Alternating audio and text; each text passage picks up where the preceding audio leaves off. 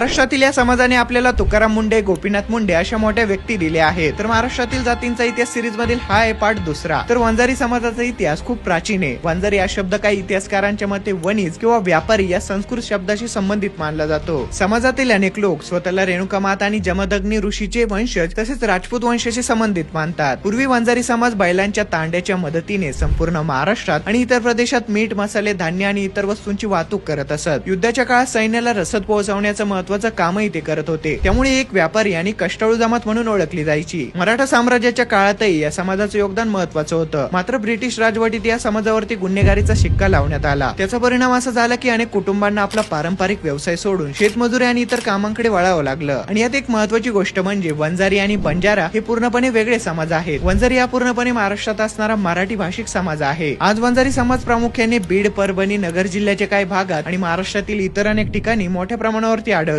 समाजाच्या संघटन व राजकीय प्रभाव वाढवण्यात गोपीनाथ मुंडे यांचे मोठे योगदान मानले जाते. या समाजातून तुकाराम मुंडे असेल, 1.5 लाखाहून अधिक मोतीबिंदू ऑपरेशन करणारे पद्मश्री डॉक्टर तात्याराव लहाने आणि स्वातंत्र्य सैनिक धर्माजी मुंडे यासारखे मान्यवर घडले. काळ बदलला, परिस्थिती बदलली आणि आज वंजारी समाज आपल्या मेहनत, शिक्षण आणि जिद्दीच्या जोरावरती प्रत्येक क्षेत्रात यश मिळवत आहे. तर हा व्हिडिओ जास्तीत जास्त लोकांपर्यंत पोहोचवा आणि पुढच्या भागात कोणत्या समाजाचा इतिहास तुम्हाला जाणून घ्यायचा आहे ते कमेंट मध्ये नक्की सांगा.